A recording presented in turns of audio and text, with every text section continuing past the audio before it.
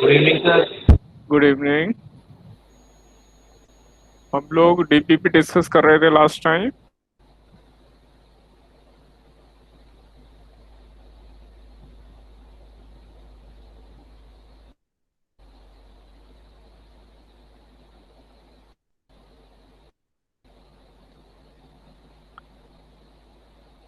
तो हमने इसके कुछ क्वेश्चन ट्राई किए थे लास्ट टाइम, है ना? Question number yes sir. I think 4 तक किए थे। सर 4 भी क्या था शायद। हाँ, 4 तक किए ना, ये 5th है। 4th ये वाला है, देखो कर लिया था। यस सर 4 कर लिया था। हाँ, इसके आगे के ये ट्राई। तो आपने क्लास के टाइम भी बनवाया था ग्राफ। हाँ, ट्राई ट्राई कर लिया आपने आगे क्वेश्चन या नहीं किए अभी? सर डीबी तो पहले ही सॉल्व कर ली थी। ठीक है, तो बताओ मुझे ये क्वेश्चन नंबर 5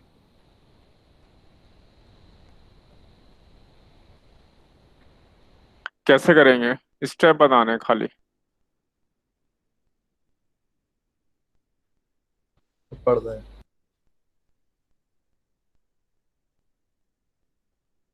ये एंगल गिवन है हमें, AOC, ABC, B1 B2 magnitude of magnetic field at O due to currents in ABC and ADC।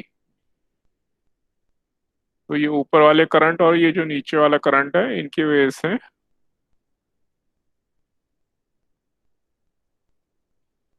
B1 और B2 का रेशो फाइंड करना था।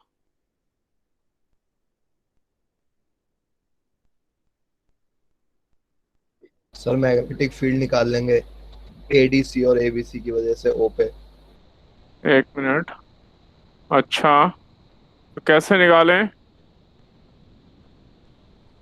सर एबीसी में तो I1 करंट दे रखा है। नहीं, वो तो हमें रेशो निकालनी है ना, वो तो फिर ऐसे होनी चाहिए ना, कैंसिल कैसे होंगे? चलो ठीक है, फिलहाल I1 के हिसाब से ले लेते हैं। एक मिनट। I1 के हिसाब से ले लिया मैंने। तो B1 ABC की वजह से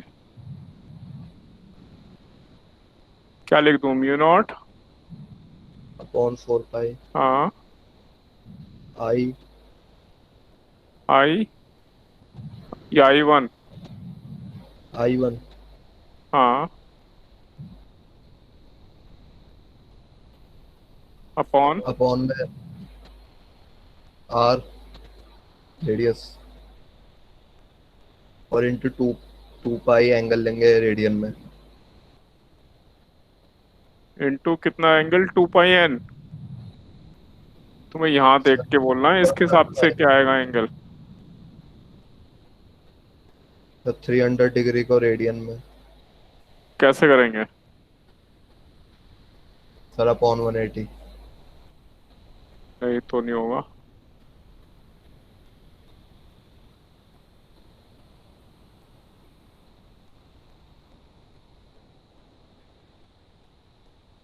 सर एक मिनट।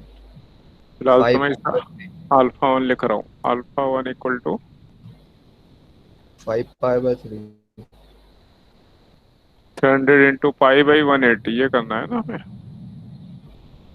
Yes sir. हाँ, 5 पाई बाय 3। π/3 पाई। ठीक है, मान लेता हूँ थोड़ी देर के लिए ये आ गया, SC B2 लिख लिया। फिर रेशो कैसे निकलेगी? I1 I2 भी तो निकालने पड़ेंगे, तभी तो रेशो आएगी। B2 क्या लिखें? सर म्यू नॉट अपॉन 4 पाई। हाँ, बाकी लोग भी बताएं, बाकी क्लास में और कोई बताएं अब।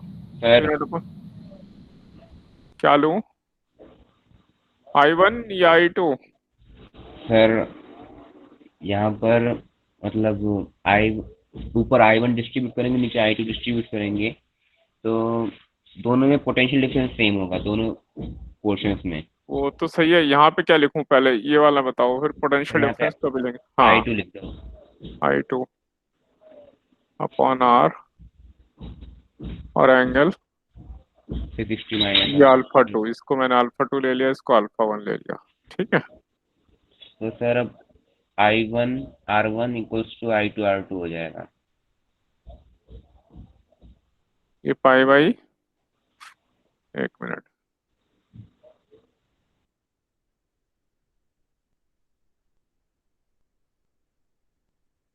ये पाई बाई 3 है मान लो। तो ये B1 और ये B2 आ गए। अब हम कह रहे हैं ए और सी के बीच में पोटेंशियल डिफरेंस सेम कर देंगे, हैं? यस सर, I1 जो R1 ऊपर जा रहा है और इक्वल्स नीचे I2 दोनों का R2। पोटेंशियल सेम जाएगा। तो I1 फर्स्ट का रेजिस्टेंस R1 ले लूं, यस सर। Yes sir. नीचे I2 इंटू R2। R2 ले लूं। अब रेजिस्टिविटी वो लगा दो formula, I1 row L1 by ए। तो सर रेजिस्टिविटी और एरिया कट जाएंगे तो लेंथ बचेगा, I1 L1 equals to I2 L2। हाँ, रो एल अपॉन ए, ये भी रो एल अपॉन ए, तो रो और ए तो सेम है ना। तो मैं इसको लिख सकता हूँ I1 L1 बराबर I2 L2। अब sir theta equals to L by R वाला फॉर्मूला लगा दो। और L1 को मैं क्या लिख सकता हूँ, देखो R अल्फा 1 लिख सकता हूँ। यस सर, ये कह रहा था। हाँ, मैं तभी तो वही लिख कर रहा हूँ, तुमने कहा था इसीलिए। और L2 R alpha 2, yes sir.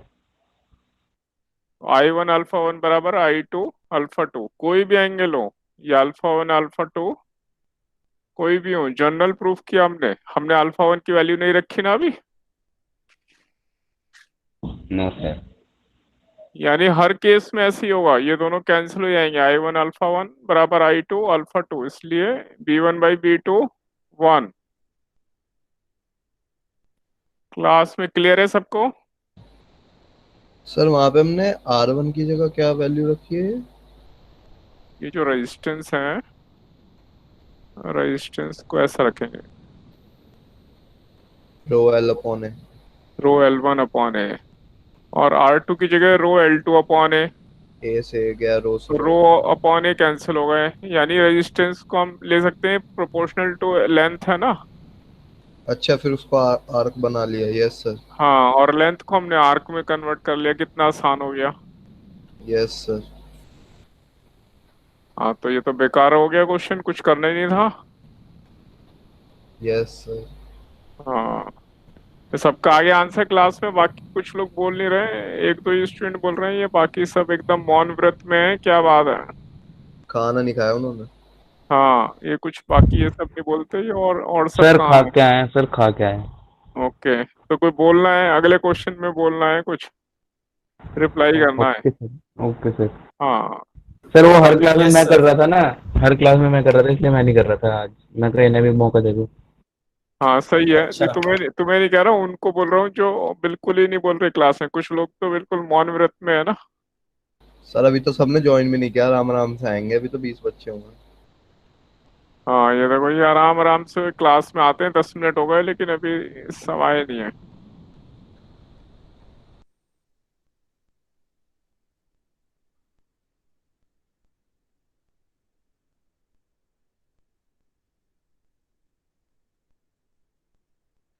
चलो कोई नहीं, नेक्स्ट क्वेश्चन पे जा रहा हूँ मैं। थोड़ा ये डीपीपी डिस्कस कर लूँ, फिर आपका एक क्वेश्चन लास्ट में हम कर रहे थे, इनकम्प्लीट भी था, वो भी डिस्कस करना है ना। यस ये वाला सर। क्वेश्चन देखो, a circular coil carrying coil, a circular current carrying coil, इसकी रेडियस आर गिवन है, distance from centre of coil on the axis where magnetic field will be 1/8 of its value at the center of the coil। Distance find करना है, method बताना है हमें। तो जो अगर मैं वो डिस्टेंस x मान लूं, तो जो सेंटर पर है उसका 1/8 है x पर, है ना।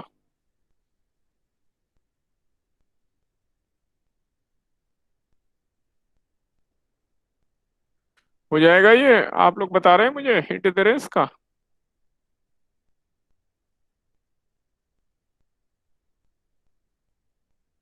क्वेश्चन क्लियर है हमें?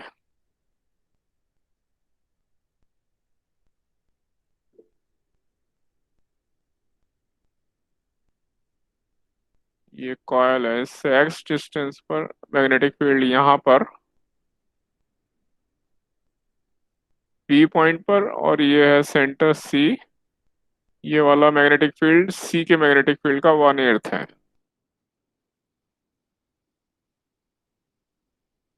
जल्दी जल्दी स्टेप बोलते जाओ, कैसे करेंगे खाली स्टेप। कोई और बताएं जिन्होंने अभी तक रिप्लाई नहीं दिया है।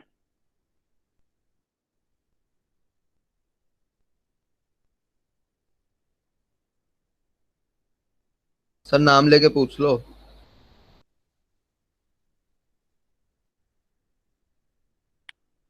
हाँ बोलो स्टूडेंट्स, कौन कौन है क्लास में, और लोग बता रहे हैं कोई?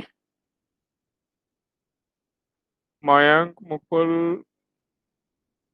मनीष, लक्ष्य, सर बता रहे हैं मनीष कोई? ने चैट में लिखा है कुछ।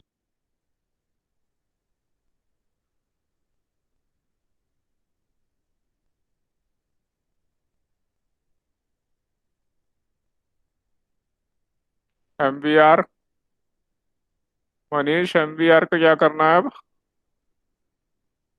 इसके आगे बताओ जरा। सर भेजा उसने मैसेज। नहीं चैट में तो एक फिर से भेज दिया है। R = MV/QB।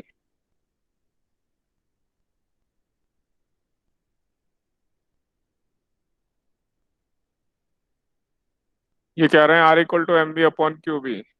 सही कह रहे हैं ये? बाकी स्टूडेंट्स बताएं मुझे। सर वो तो किसी चार्ज पार्टिकल के लिए होता है ना, जब वो हाँ एक्सटर्नल मैग्नेटिक फील्ड में एंटर करता है। हाँ, इसके लिए तो एप्लीकेबल नहीं है। मनीष ये क्या बोल रहे हो तुम? ये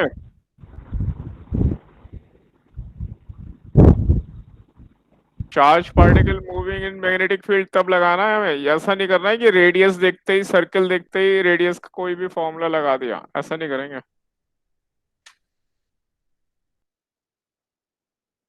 भाई इतना आसान क्वेश्चन नहीं बता रहे, इसका मतलब बिल्कुल जो है प्रैक्टिस हमारी बहुत ही कम है।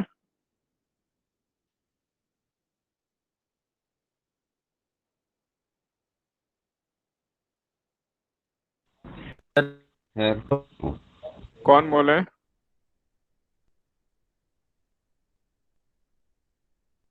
ध्रुव को बोलना ही नहीं है। ध्रुव के तो रिप्लाई आते हैं। Yes sir. आकाश को भी नहीं बोलना है। हाँ, इनके तो ये लोग तो रिप्लाई करते हैं, ये लोग तो बार बार ट्राई करते हैं।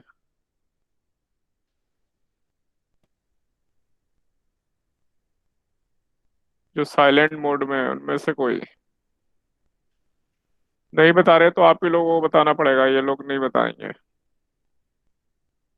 बेटा हेल्प कर दो मेरी कोई तो क्लास में।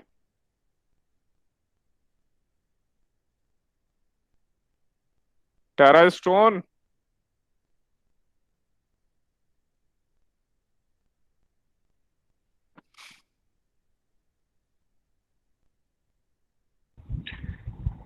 नहीं बता रहे आप लोग, बताओ। ये लोग टाइम जो है ना पूरा इसी में निकल जाएगा।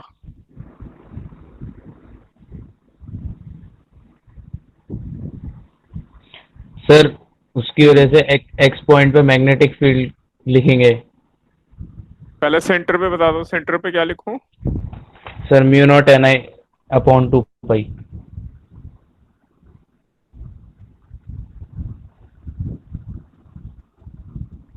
नहीं, इसको छोड़ो जरा। U0I/2 pi r।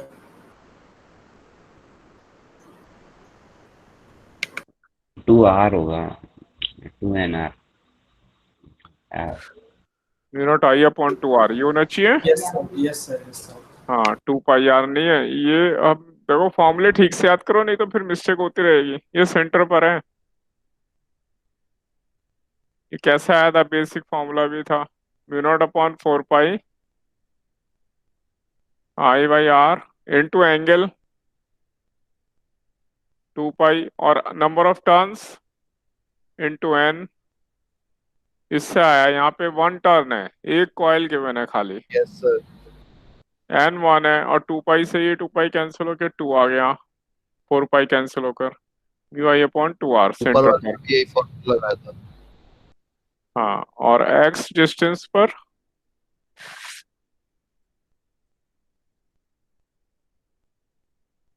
कितने लोगों को फॉर्मूला याद है x वाला?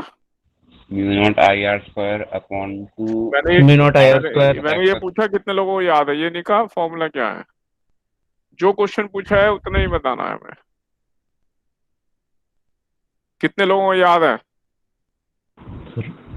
इधर जो यस हाँ सर। बताओ, ये खाली नाम बताओ अपने लिए, मुझे याद है। सर ध्रुव। ध्रुव को याद है, ओके। और सर अनुष्का। सर आकाश। आकाश को याद है, और किसने बताया था अभी? सर अनुष्का। अनुष्का को भी याद है, हाँ। भाई फॉर्मूले तो याद कर लो, देखो बाकी लोग तो फॉर्मूले में कॉन्फिडेंस नहीं हो पा रहे, कॉन्फिडेंट नहीं हो पा रहे बिल्कुल। ईशान। हाँ बताओ, चलो क्या लिखूं? म्यू नॉट इंटू आई, इतना तो मुझे याद है, इसके आगे याद नहीं आ रहा मुझे।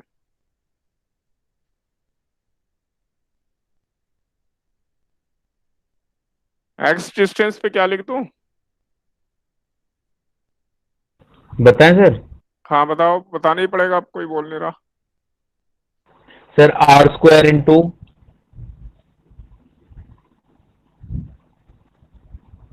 2 पाई n अपॉन में 4 pi root R square plus X square की पावर 3/2। नहीं, की पावर 3 रूट में है ना।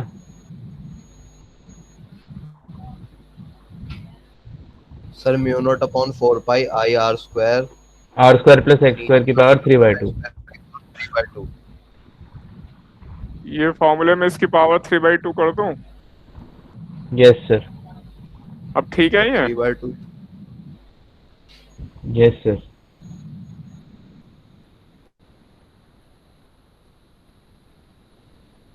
ये यस बिल्कुल। सर, 2 पाई से 4 पाई आर कट गया। Yes sir. हाँ, तो ये थोड़े स्पीड से, इसी से फाइंड कर, पहले तो ये याद होना चाहिए। और डायमेंशनली इसी तरह ये आया, देखो म्यू आई अपॉन 2R, ये इनका जो डायमेंशन है, एक सिंगल यस आर सर, आ रहा एक्स है को ना। 0 रख देंगे यहाँ। हाँ, एक्स को 0 रख दे तो आर आ जाता है ना। डायमेंशन चेक कर दिया हमें, यस।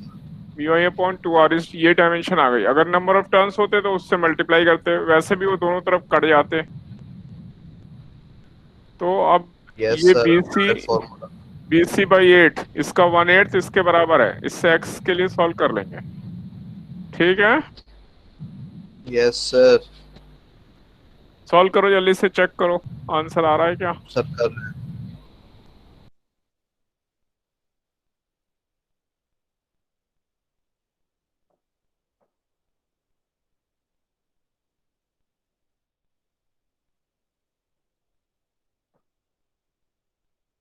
कर रहे हैं सर। तो आंसर क्या है? BR√3 है ना।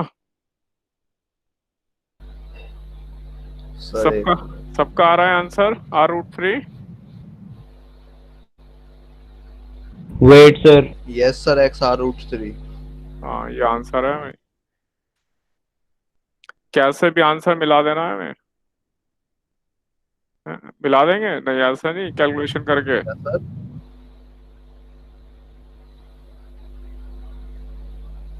अगले क्वेश्चन पे चलो, सबका आ गया। Yes sir. सर एक सेकंड सर, मेरा तो आर आ रहा है बस। मैंने क्या नहीं कहा आ अभी? रहा नहीं आ रहा है तो आंसर मिला दो। मतलब मतलब कैलकुलेशन फिर से ठीक करो, मतलब ये।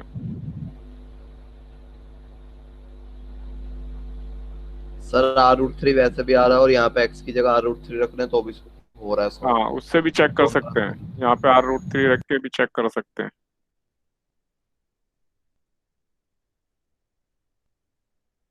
ठीक है, सबका आ गया। करता हूँ सर, एक सेकंड रुको।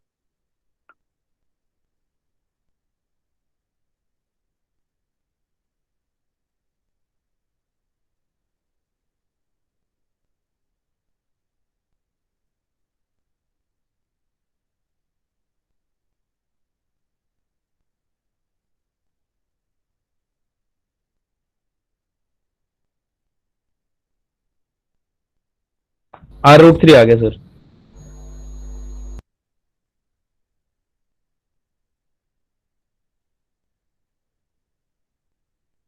यस सर आ गया 8 1/8 आ गया, मतलब ऐसे देखो। 8r³ हाँ, और r² और r³ से r बचेगा तो 8 आ गया नीचे, है ना। क्रॉस चेकिंग भी हो x हाँ r/√3 पर 1/8 आ रहा है। आ गया सर, आ गया। ठीक सर है, ऐसा नेक्स्ट। होगा, हाँ मतलब एक्स जितना बढ़ाएंगे उतना छोटा होता जाएगा ना वो मैग्नेटिक फील्ड। हाँ, दूर जाएंगे तो कम होता जाएगा। यस सर, इनवर्सली प्रोपोर्शनल है। हाँ, नीचे x आ रहा है ना, x बढ़ता जाएगा तो ये कम होता जाएगा। सर जीरो भी होगा कभी? 0 इंफिनिटी पर ही आएगा। Okay sir.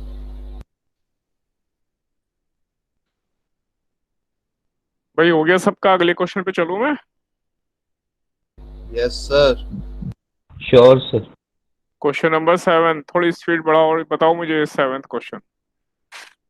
क्वेश्चन पढ़ो पहले, समझाओ मुझे क्या हो रहा है। Neutral point is obtained at the center of a vertical circular coil carrying current.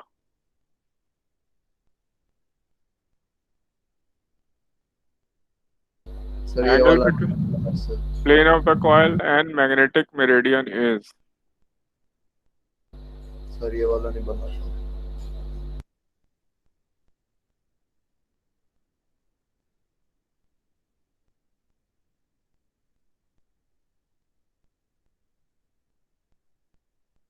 Sir ये वाला एक्सप्लेन कर दो। मैग्नेटिक मतलब सर मेरिडियन। हाँ सर मतलब वर्टिकल सर्कुलर कॉइल के सेंटर पे मैग्नेटिक फील्ड 0 है। हाँ, न्यूट्रल पॉइंट का मतलब जहाँ पे इसकी वजह से जो भी मैग्नेटिक फील्ड है वो वो कैंसिल 0 आउट हो होगा। जाना है, वो कैंसिल हो जाए। कैंसिल हो रहा है, मतलब इसमें एक्सटर्नल अगर मैग्नेटिक फील्ड भी है कहीं पर। हाँ, कहीं पर नहीं, सेंटर पर ही होना चाहिए ना। सेंटर पे आ रहा है ना मतलब हाँ, न्यूट्रल पॉइंट कहीं से एट द सेंटर। पहले समझ ले, सेंटर पे ये कॉइल की वजह से मैग्नेटिक फील्ड मैंने मान लिया इधर आ रहा है, ठीक है। ये कॉइल में जो करंट है उसकी वजह से, अब इसको बैलेंस करने के लिए ये मैग्नेटिक फील्ड होना चाहिए, ये अर्थ की वजह से। और ये जो मैग्नेटिक फील्ड होता है अर्थ की वजह से, वो अर्थ जिधर मैग्नेटिक फील्ड है वही मैग्नेटिक मेरिडियन है। मैग्नेटिक मेरिडियन यस की सर। डायरेक्शन में ही मैग्नेटिक फील्ड होता है, याद आया।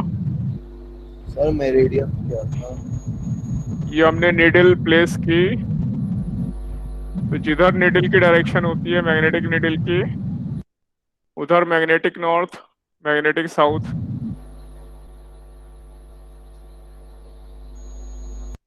ऐसे याद आया हमें। यस सर याद आ गया। ये मैग्नेटिक मेरिडियन और ये ज्योग्राफिक मेरिडियन था, नॉर्थ पोल साउथ पोल, ये वाला है yes sir. Geographic north pole. Geographic north pole, ये था साउथ पोल ज्योग्राफिक।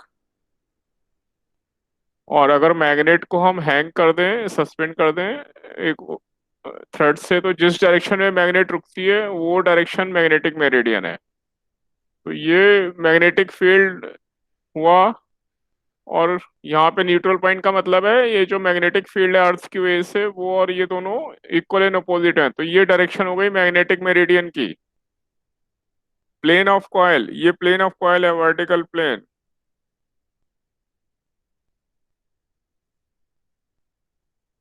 कॉयल हमारी यस वर्टिकल सर। प्लेन में है, तो वर्टिकल प्लेन और मैग्नेटिक मेरिडियन के बीच में एंगल 90 डिग्री। कितना है? 90 90 डिग्री। डिग्री। इतना सा क्वेश्चन है। ओके क्लियर है सर। सबको? हाँ, अगले क्वेश्चन पे चलो, किसी को डाउट है तो बोलो अभी। No sir.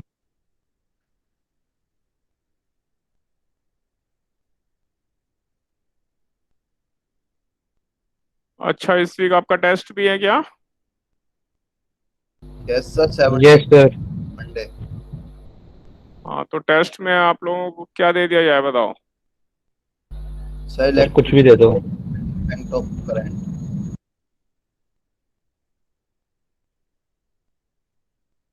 ईएमआई से पहले का सारा।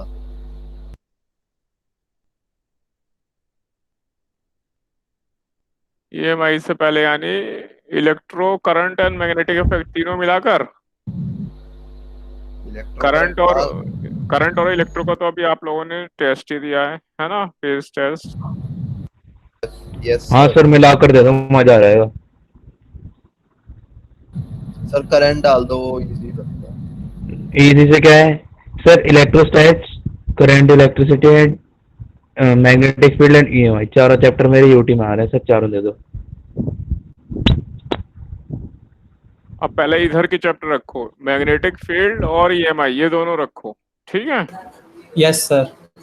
करंट और इलेक्ट्रो तो आप कर चुके, अभी पहले लिमिटेड रखो, पहले इसमें अच्छे नंबर लाओ। तो ओके ईएमआई सर। ईएमआई दे दूं ना, प्रैक्टिस चल रही है ना आपकी, सोच लो सर अभी। फेज 2 का सारा ना सर आपने जितना दे दो सर, प्रैक्टिस की तो कर रहे हैं हम साथ साथ। ये ठीक हमारा है, इतना टफ चैप्टर है नहीं। हाँ ठीक है। तो ईएमआई और मैग्नेटिक इफेक्ट ये दोनों मिलाकर दे दूंगा, ठीक है।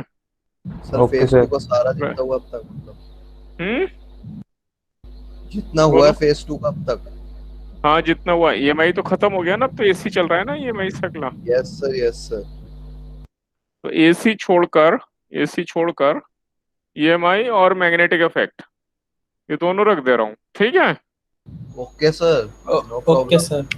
हाँ ये रहेगा आपका सिलेबस, वैसे टॉपिक आपको मिल भी जाएगा, नोटिस आएगा जो मैसेज उसमें भी लिखा होगा। Yes sir. अब देखो क्वेश्चन नंबर 8। क्वेश्चन पढ़ो, a conducting rod of length 1 metre length 1 kg mass. तो हमारे पास ये एक रॉड है, ये 2 वर्टिकल वायर्स हैं, इससे हमने हैंग कर दिया इन्हें, ये वायर है। External magnetic field of 2 tesla is applied normal to the rod. तो रॉड के परपेंडिकुलर हमने 2 टेस्ला मैग्नेटिक फील्ड लगा दिया, वो भी देखेंगे डायरेक्शन, परपेंडिकुलर तो बहुत सारी डायरेक्शन है। Now current to be pass through the rod, मान लो ये करंट पास किया हमने आई। परपेंडिकुलर बॉक्स कैसे? Hmm, to make the tension in the wire zero, ये जो टेंशन्स हैं ये जीरो हो जाएं वायर्स में।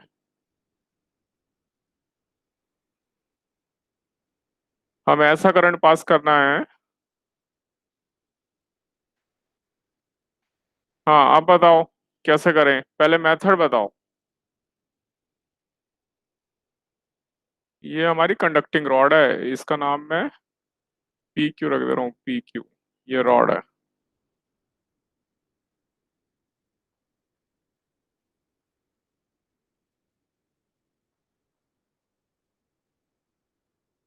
इसमें अगर हम कोई करंट पास करें तो उससे पहले ये हैंग कर रही थी 2 वायर से, मान लें उसमें टेंशन दोनों में ये टी टी टेंशन है। सर इसे ऐसा इमेजिन कर लेते हैं कि ये पी क्यू एक रॉड है और इसमें हाँ से हमने करंट पास करा, तो जो हाँ मैग्नेटिक फील्ड बनेगी उसके उससे जो इस रॉड पर फोर्स लगेगा, जो जो होता है वो B into V into R, तो उसे इसके इक्वल रख देंगे 2 से। किसके सॉरी, इक्वल रख देंगे? टेंशन।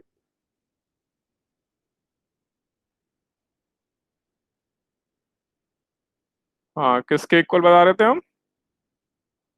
2T के टेंशन के, जो कि इसके mg के उसके बराबर हो जाएगी, वो निकाल लेंगे।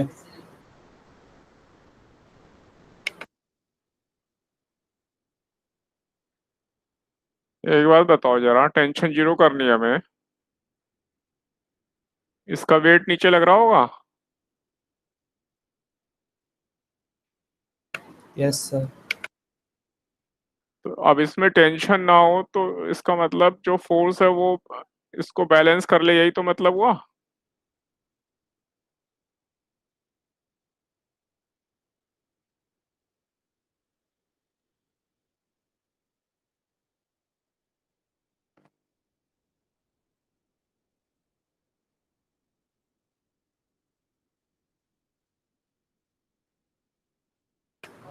हाँ सर, सॉरी वो।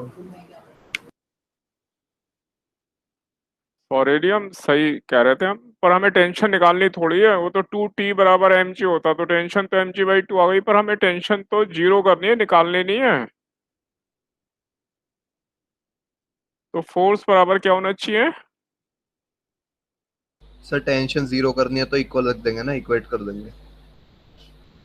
टेंशन 0 करनी है हमें, तो ये जो mg को बैलेंस करने के लिए कोई दूसरी फोर्स होनी चाहिए ना, वो ये मैग्नेटिक फोर्स है। Yes sir. और अगर करंट I राइट में फ्लो कर रहा है तो मैग्नेटिक फील्ड किस डायरेक्शन में होना चाहिए इस फिगर में?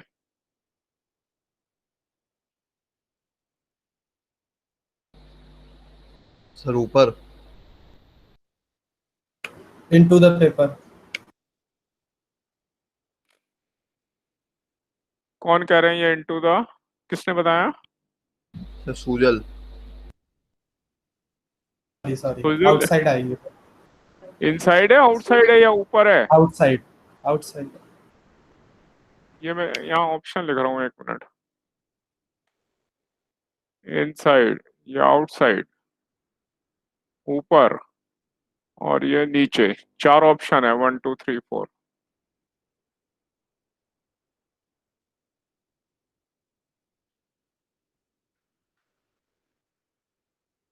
क्लास में बाकी लोगों में से बताओ, इधर ये सब जो है बिल्कुल शांत है, इनमें से बताओ कोई।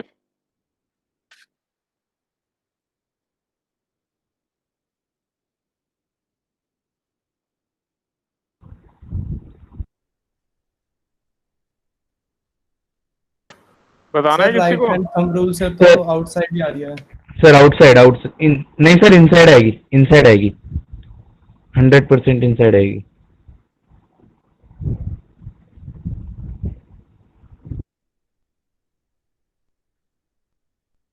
ग्रुप कह सर रहे हैं चैट इनसाइड। क्वेश्चन है आउटसाइड।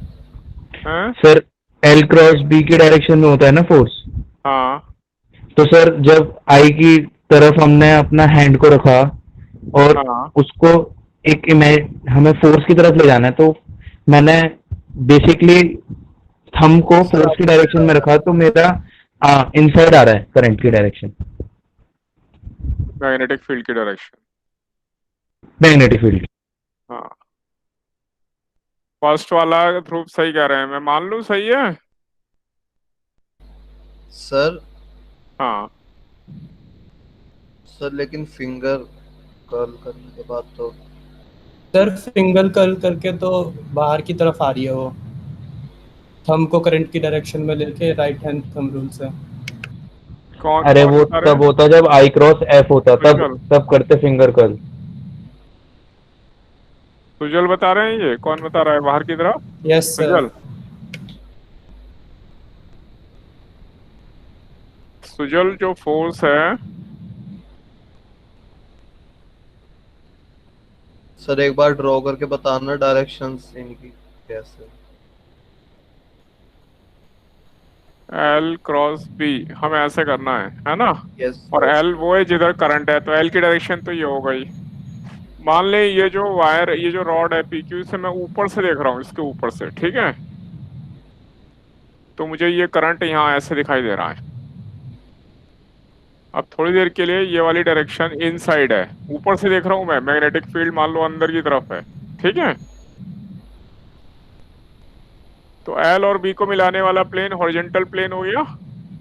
Yes sir. और अब पहले जो फिंगर्स हैं राइट हैंड की, L से B की तरफ कर्ल करनी है, पहले इधर रखनी है फिंगर्स, इधर यस इधर सर। रखनी है।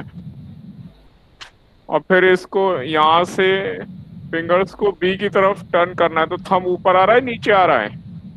हॉरिजॉन्टल प्लेन में फिंगर्स को इधर ऐसे कर्ल करना है, ऐसे ऐसे टर्न करना है हॉरिजॉन्टल प्लेन में।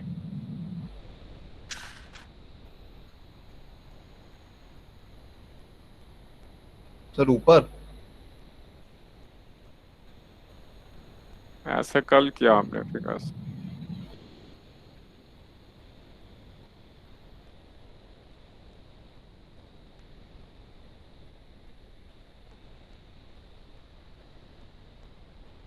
एक उंगली सर और ऊपर बना दूं? हुआ है।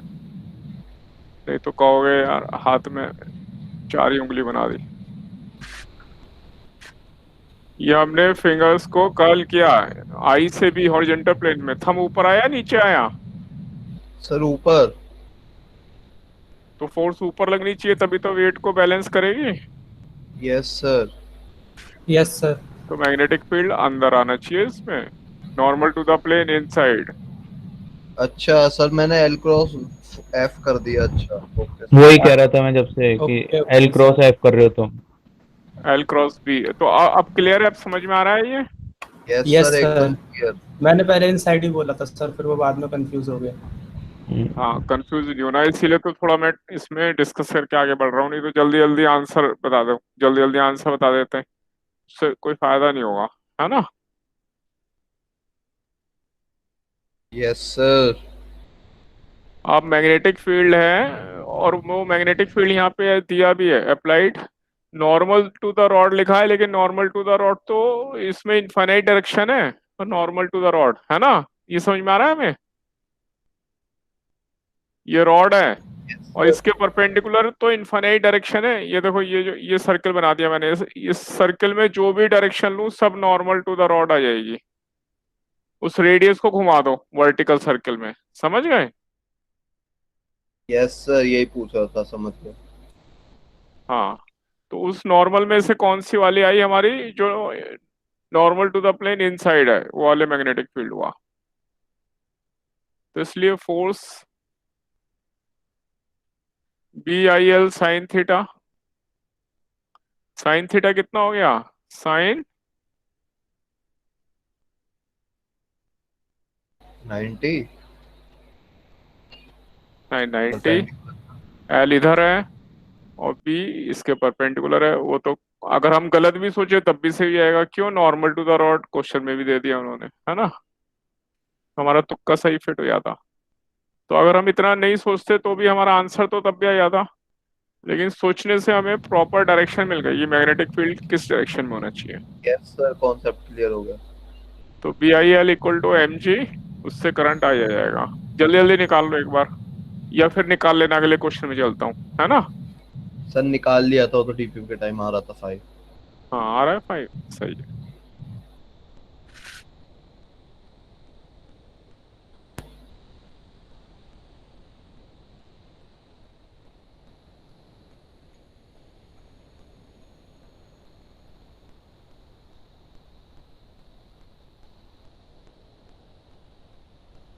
सर इसमें पूछा क्या था, यही नहीं दे रखा क्वेश्चन में, the magnitude of. In B tesla, हाँ सही है, पर मैग्नेटिक फील्ड होना चाहिए ना, टेस्ला में तो मैग्नेटिक फील्ड होता है यूनिट ना। से पता लग रहा है सर वो तो। हाँ, पर सर इनकम्प्लीट लेकिन है तो ये, जी की वैल्यू 9.9 कैसे हो गई, 9.8 सुनी थी सर आज तक तो। हाँ पर ये एग्जामिनर को तो हम 10 के क्वेश्चन लगभग नहीं होती पूछ है। सकते ना, एग्जामिनर को, है ना। तो उन्होंने आपको 9.9 दे दिया, जिससे कि आपकी कैलकुलेशन थोड़ी एग्जैक्ट इससे मैच कर जाए। यस सर, 10 लेके बना दिया था मैंने। कैसे करेंगे इसमें, it is suspended in mid air by uniform horizontal magnetic field B, ये भी ऐसे सर ही जो एल ऐसा पता है, भी किया, आई पता है, जैसा यस भी एल सर, पता किया। है। ऊपर वाले के जैसा ही है, वेट हाँ, बैलेंस कर सेम देंगे। है, सर बी आई सीधा एल भी इक्वल निकला। टू एम जी, है ना। M G. सर डायरेक्ट निकला था। हाँ, एम जी इस बार भी 90 डिग्री है। तो मैग्नीट्यूड ऑफ, हाँ इसमें ये बी होना चाहिए यहाँ पे, वो कमेंट में डाल देना। सर पढ़ता है कोई कमेंट? हाँ हाँ, सब कमेंट जाते हैं, ऐसा मत बोलो। हम पूछ रहा था। हाँ नहीं नहीं, सब कमेंट जा रहे हैं, वो लगातार मॉडिफिकेशन होता रहता है, ऐसा नहीं है। सर एडवांस में डाले थे ना बहुत। हाँ, सब उसको देखते हैं। क्वेश्चन नंबर 10, ये और बता दो, चलो फिर जो है अपने चैप्टर पे चलेंगे। ये रेगुलर पॉलीगन के बने हमें, सर इसका एक साइड से निकाल लेंगे और उसको 6 टाइम कर देंगे। क्वेश्चन पढ़ लें पहले ध्यान से, सर पढ़ लिया। फिर से पढ़ लो अभी।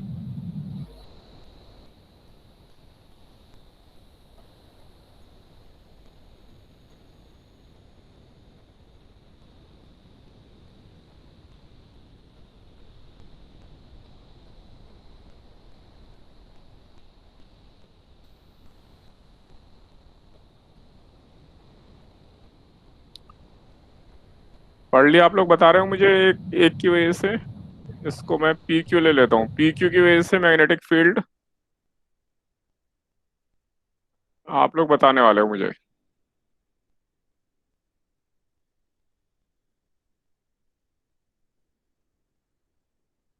सर सर्कल का रेडियस ए है तो पॉलीगन की साइड भी ए होगी क्योंकि रेगुलर है। ऐसा बिल्कुल भी नहीं होगी। ये कोई पॉलीगन में सब साइड ए थोड़ी हो जाएंगे, तो फिर गलत करने वाले हैं हम।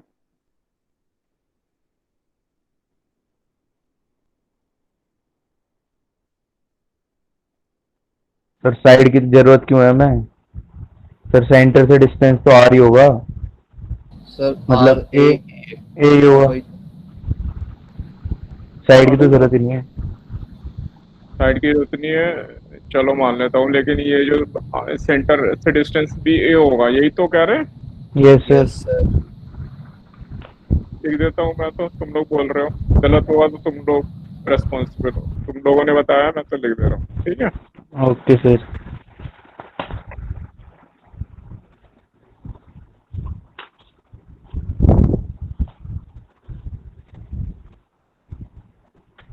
ये ओ ले लेता हूँ मैं। अब सोचो जरा, हमें डिस्टेंस, ये बीच वाला पॉइंट एम ले लेता हूँ। ओ एम लेना है, ओ क्यू लेना है? Sir O M. O M sir, perpendicular distance ले रहता है। और ये रेडियस कौन सी होती है? ओ एम होती है, ओ क्यू होती है? सर वो तो पता है सर, वो तो पीओ ही बता रहा था। हाँ, तो आई अपॉन ए लिख आर दूंगा। साइन थीटा लिख देंगे सर, ए साइन थीटा लिख देंगे। अभी और गलत करने वाले हो ए तुम। Cos theta, sorry cos theta, cos theta. हाँ, O M A cos theta नहीं होगा?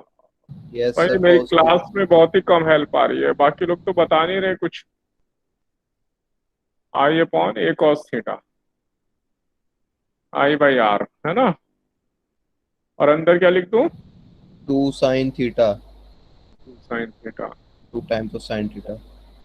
और थीटा है हमारा, ये गिवन है, पाई बाई एन।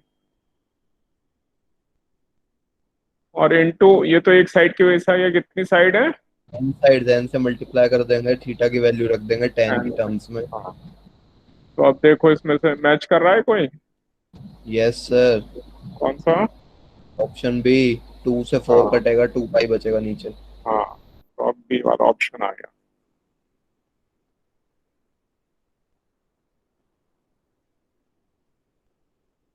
ठीक है, इसे कहते हैं तुक्का फिट करना। तुक्का फिट किया हमने।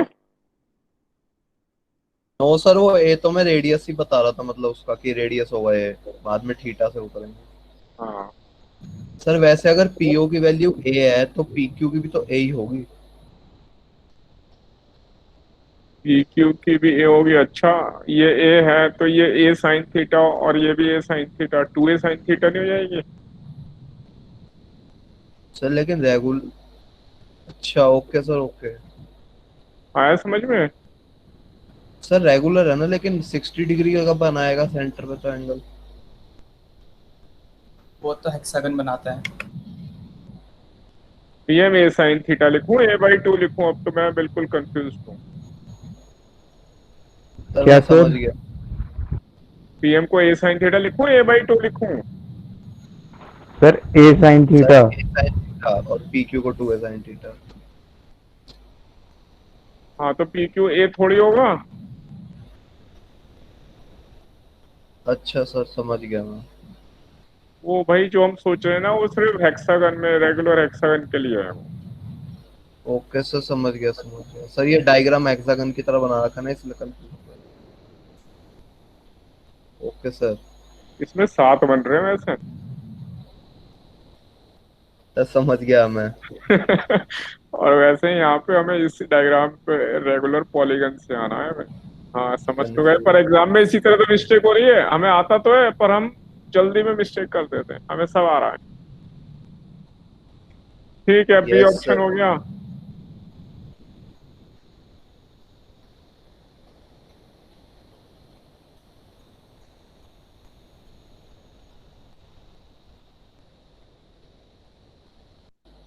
आज यहीं तक कर रहे हैं, बाकी क्वेश्चन अगली क्लास में डिस्कस करूंगा, ठीक है। Yes sir.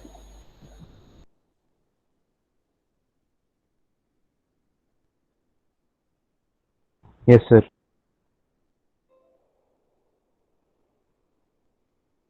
और लास्ट टाइम हमने क्वेश्चन कर रहे थे हम।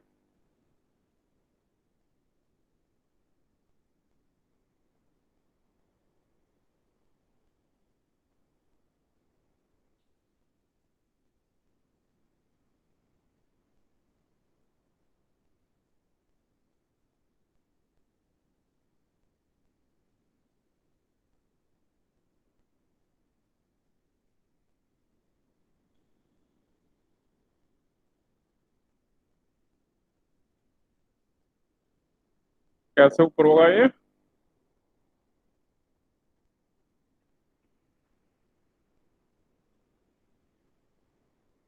क्या सर?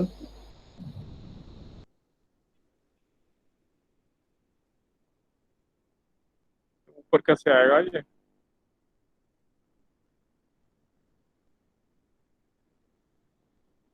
जो लिस्ट थी।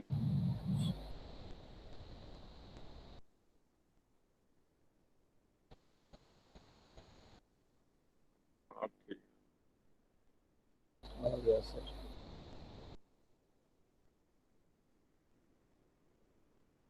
कौन सा क्वेश्चन था हमारा?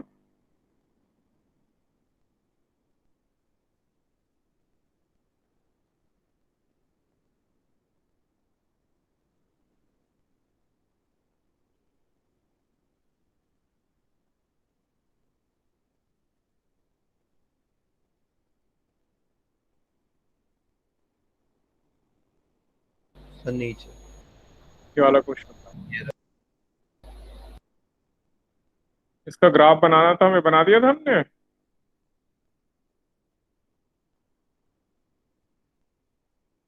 नहीं सर। हाँ, क्वेश्चन रिपीट करूं मैं?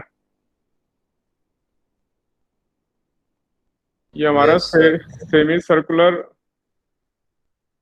लूप था हमारा। Semi circular loop. इसको हम, ये magnetic field normal to the plane है। ये जो लूप है, इसके परपेंडिकुलर डायरेक्शन में मैग्नेटिक फील्ड है इनसाइड। और ओ पॉइंट से ये जो डायमीटर है टाइम t इक्वल टू 0 पर ये ऐसे रखा था। इसको हम ओ के अबाउट, ओ से एक्सिस पास हो रही है नॉर्मल टू द प्लेन।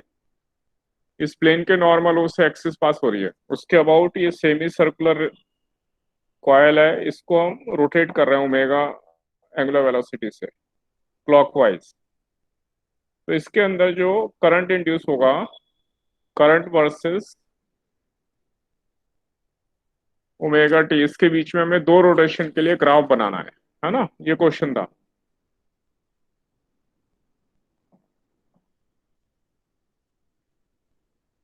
इसके लिए हमने पहले फ्लक्स फाइंड किया था, याद आया हमें? Yes sir. सर पहले वाला पार्ट तो हो गया था, B R square omega by 2 R आया था। हाँ, पहले इससे फ्लक्स निकाला, फ्लक्स को डिफरेंशिएट करके हमें ईएमएफ मिल गया। और ईएमएफ को रेजिस्टेंस से डिवाइड करके आर रेजिस्टेंस के मैंने ये करंट मिल गया। करंट इंडिपेंडेंट ऑफ टाइम है। तो ये करंट की डायरेक्शन एक तो क्या होगी, और ये कब तक रहेगी? जब तक कि ये एंगल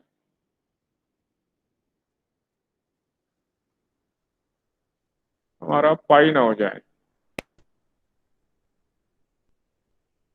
180 तक। ये करंट आई है हमारा।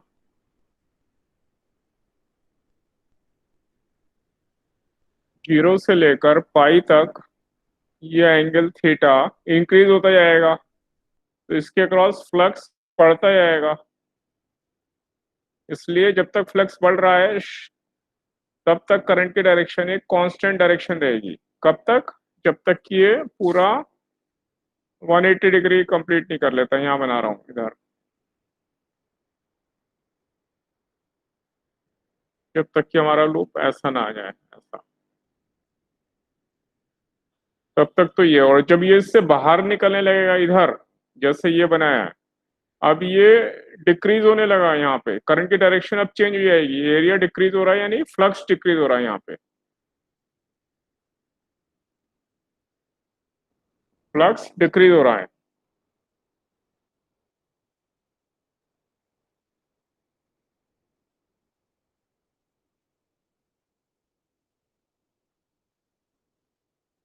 तो पहले करंट की डायरेक्शन क्या होगी बता सकते हैं यहाँ?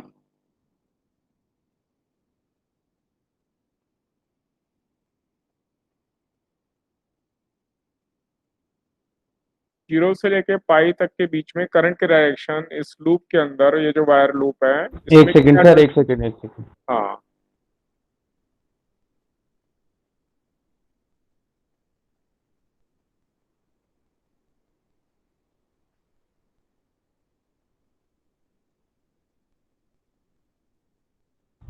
Sir anti clockwise.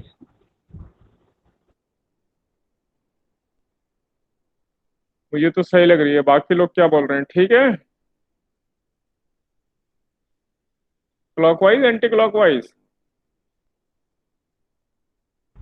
सर पहले केस में एंटी क्लॉकवाइज होगी सर। क्यों? एरिया इंक्रीज कर रहा है तो फ्लक्स इंक्रीज कर रहा है, और उस इंक्रीज को जो चेंज करने के लिए, उसको रिड्यूस करने के लिए अपोजिट डायरेक्शन में मैग्नेटिक फील्ड लगेगा। Good good. तो इसलिए जो करंट होगा वो अपोजिट डायरेक्शन में होगा, जिससे कि वो फ्लक्स, इंक्रीजिंग फ्लक्स को डिक्रीज कर सके। डिक्रीज करने के लिए करंट एंटी क्लॉकवाइज। अब जब ये बाहर जा रहा है यहाँ से, अब फिर से अब जो एरिया लेना है हमें, ये अंदर वाला एरिया लेना है, इससे फ्लक्स निकालना है। यानी जब थीटा पाई से, पाई के बाद वाला है, यानी पाई से ग्रेटर, पाई और 2 पाई के बीच में एंगल थीटा है, जब ये पूरा रोटेशन इसका आधे से आधा हो चुका है। थीटा तो मैं यही ले रहा हूँ, लेकिन रोटेशन में ले रहा हूँ।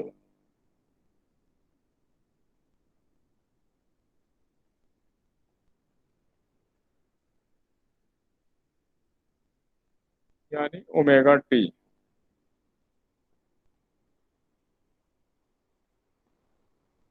जब ओमेगा टी पाई और 2 पाई के बीच में ये आधा घूम चुका, आधा आ चुका, अब इससे आगे जा रहा है, तो ये एंगल यहाँ से लेके यहाँ तक, ये यहाँ तक ये पूरा एंगल हुआ, ये पाई से ग्रेटर है। अब मैं इसको फिर से ये इस वाले एंगल को थीटा ले रहा हूँ, ये जो एंगल यहाँ एक्स्ट्रा है, ये एंगल थीटा ले लिया मैंने। तो अब एरिया कितना होगा? टोटल एरिया में से ये वाला एरिया माइनस कर दें।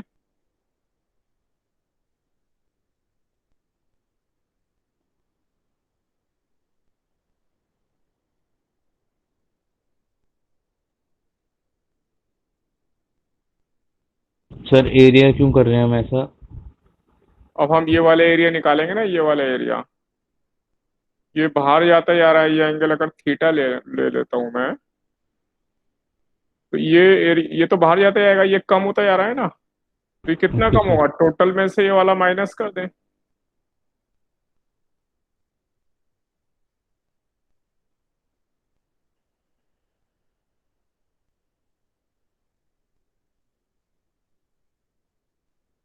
और इसको मैं लिख सकता हूँ pi R square by 2 minus pi R square upon 2 pi, और थीटा को मैं लिख सकता हूँ ओमेगा टी। तो जो नया फ्लक्स आ गया, ये न्यू एरिया आ गया, ये प्राइम ले लेता हूँ।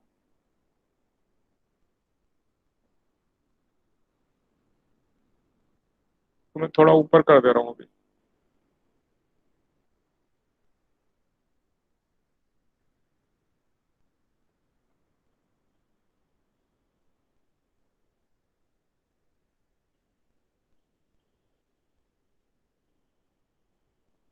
और जब अब ईएमएफ निकालेंगे minus D five by D T, तो ये पोर्शन तो कांस्टेंट है, इसमें टाइम नहीं है, तो जीरो हो गया।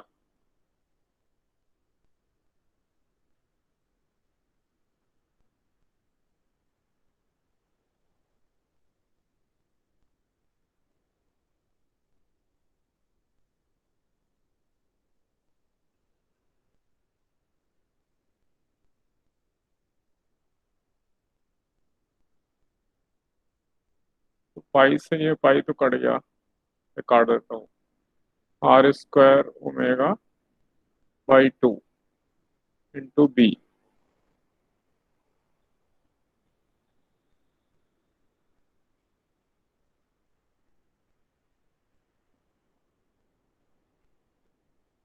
B omega R square by 2, ये हमारा ईएमएफ आ गया, और इसलिए करंट आई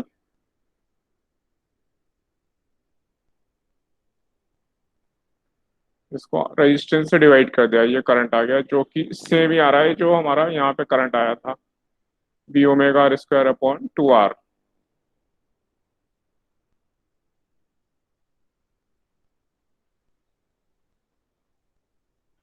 खाली क्या हुआ, करंट की डायरेक्शन चेंज हो जाएगी।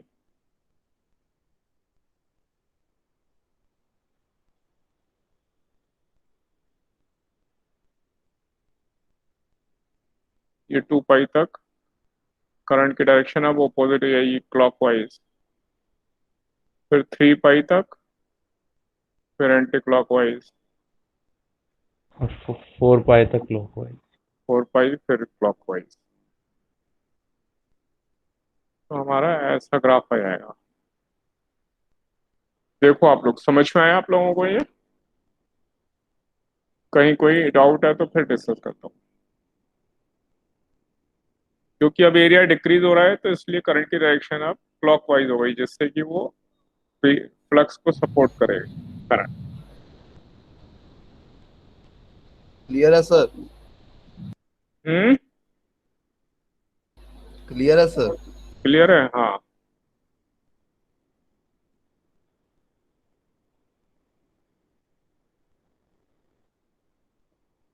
अब मैं आगे चल रहा हूँ।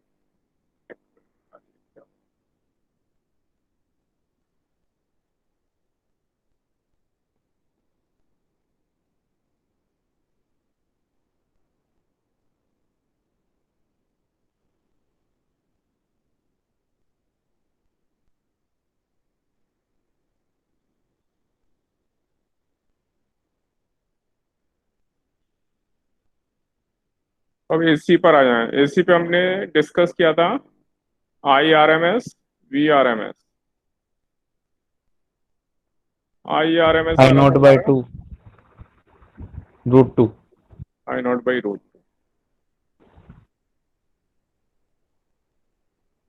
ये था वी नॉट बाई √2।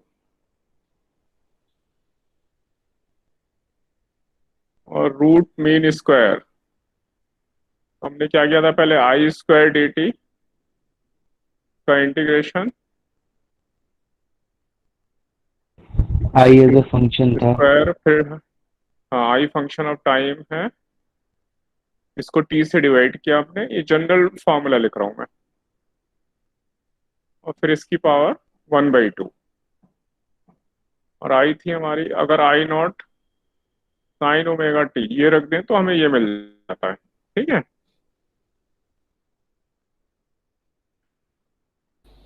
अब देखें हमें करंट की यस मीन, सर। तो ये हमने किसके क्या प्रॉपर्टी हमने कंपेयर की थी जिससे ये हमारा current I R M S आया था?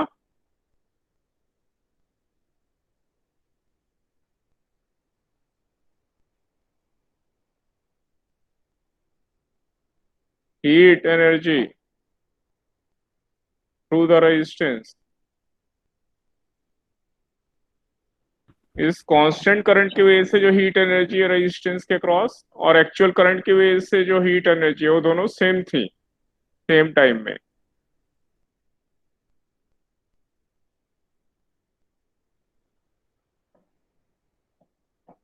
Yes sir. I square R T याद आ रहा है? यस सर, इतना जब तो याद है। हाँ, जब हीट सेम करेंगे तो हमें ये जो मीन वैल्यू मिलती है इसका नाम है हमारा root mean square, R M S वाला, R M S current and R M S voltage. इसी तरह अब हम दूसरी प्रॉपर्टी लेते हैं चार्ज की। अगर किसी सर्किट में से सेम टाइम में सेम चार्ज फ्लो करता है, क्यू चार्ज, करंट आई की वजह से कितना चार्ज फ्लो करेगा, आई डी टी, जीरो से लेके किसी भी टी टाइम तक। यहाँ पे हम हाफ साइकिल लेते हैं जनरली। क्यों?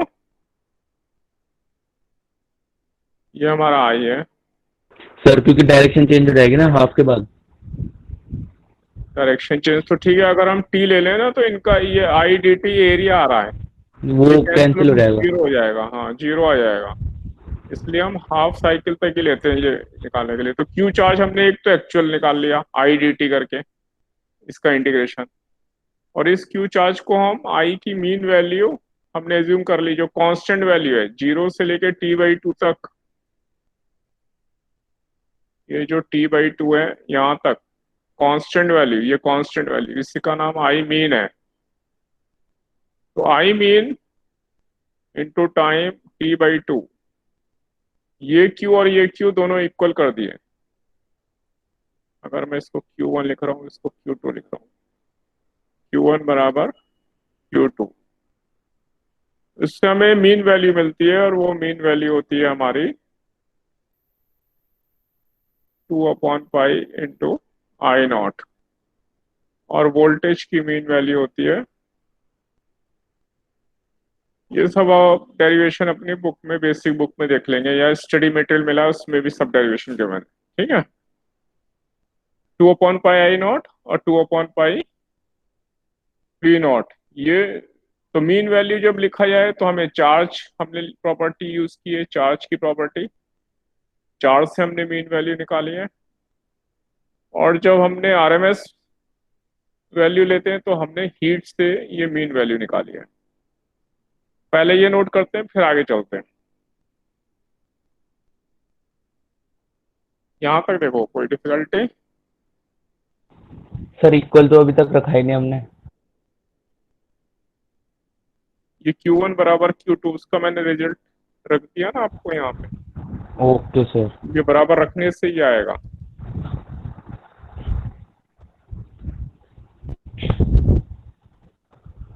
तो मैंने सॉल्व नहीं किया है, सॉल्व आप लोग करोगे, है ना।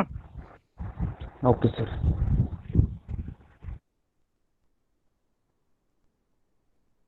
यहाँ तक बोलो, किसी को डाउट है? No sir. तो अभी तक हमने ये देखा ऑल्टरनेटिंग करंट में करंट की दो एवरेज वैल्यू ली हमने। वो एवरेज वैल्यू, एक का नाम आरएमएस है, आरएमएस के लिए ये फॉर्मूला याद रखना है। यहाँ पे आई फंक्शन ऑफ टाइम, कोई भी नया फंक्शन रखेंगे तो नई वैल्यू आ जाएगी, है ना। और मीन वैल्यू पूछा जाए तो हमें ये फंक्शन याद रखना है, आई डी टी जीरो से लेके t/2।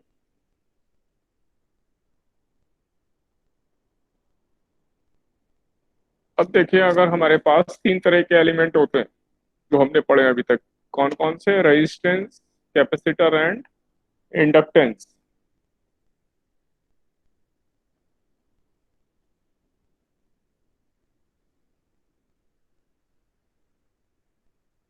देखिए, अगर सर्किट में खाली रेजिस्टेंस है,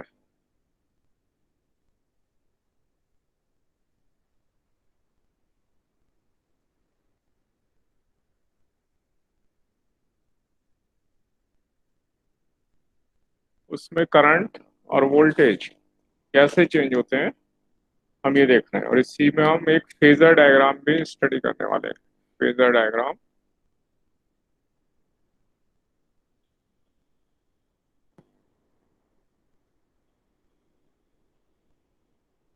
पहले आपको फेजर डायग्राम के बारे में बता दूंगा, फिर ये लेता हूँ यहाँ पे।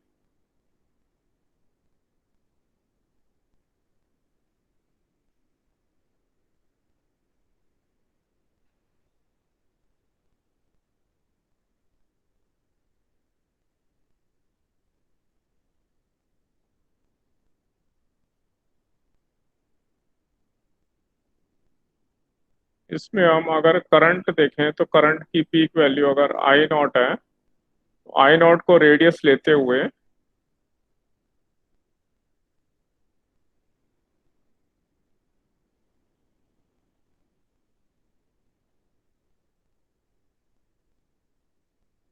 एक सर्किल ड्रॉ कर लेते हैं, और ये जो वर्टिकल एक्सिस है, इस आई नॉट से यहाँ परपेंडिकुलर ड्रॉ करते हैं, जिसे जिसे हम प्रोजेक्शन कहते हैं।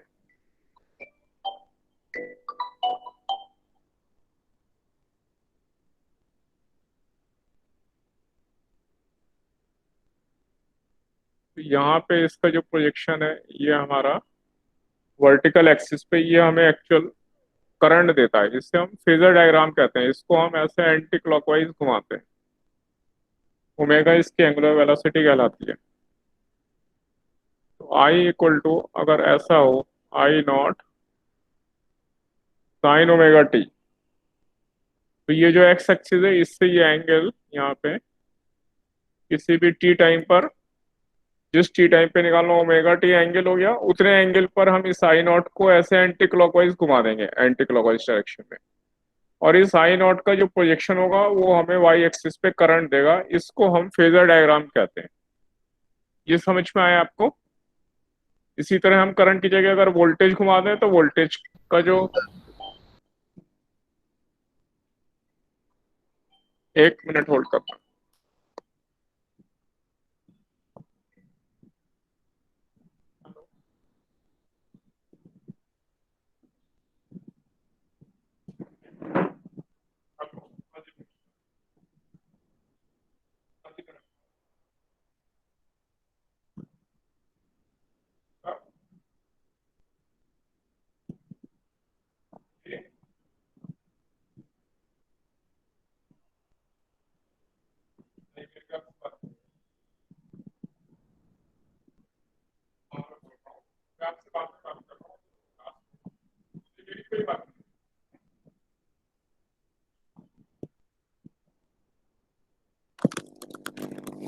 हेलो।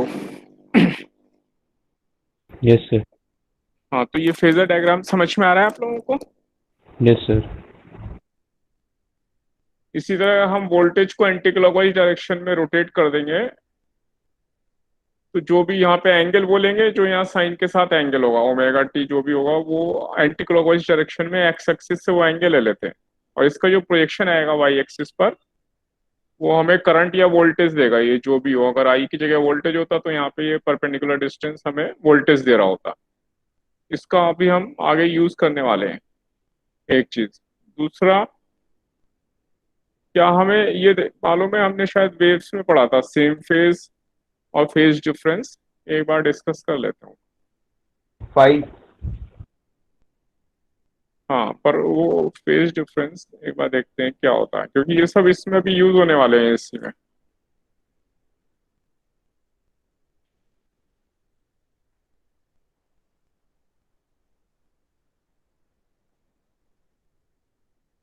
अगर मैं ऐसा बनाऊं,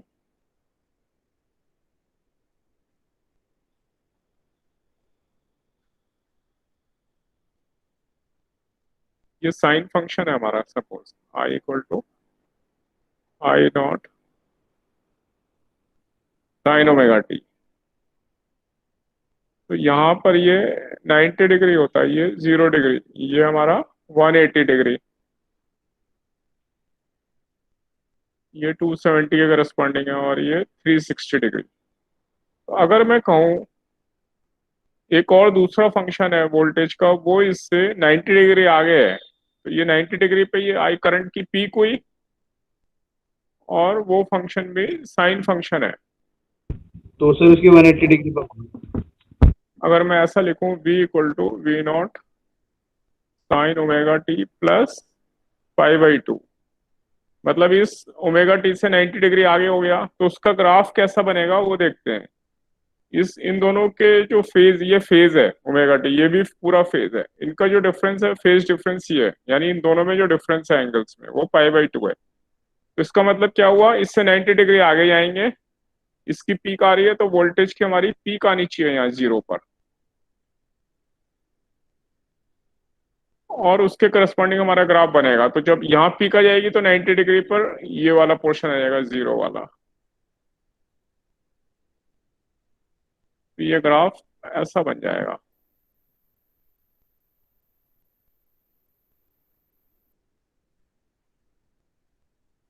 एक मिनट, इसको मैं चेंज कर दूंगा, क्योंकि इसके करस्पॉन्डिंग तो ये वाला आएगा। ये हुआ हमारा 180,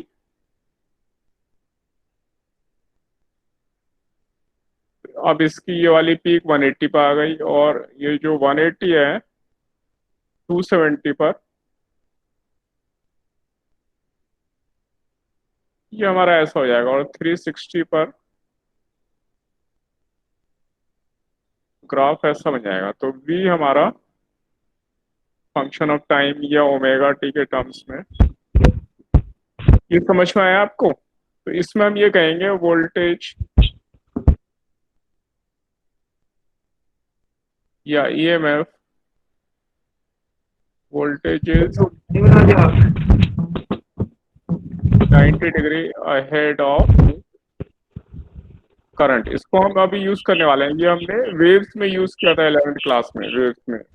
सर लेकिन उसमें तो इसकी मिरर इमेज बनेगी ना, अगर फेज डिफरेंस पाई बाय 2 का है तो जो आपने बनाया उसकी मिरर इमेज बनेगी सर। क्या, फिर से बोलो?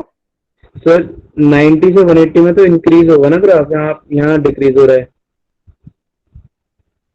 नहीं नहीं, वही तो समझा रहा हूँ आपको, ऐसा नहीं है।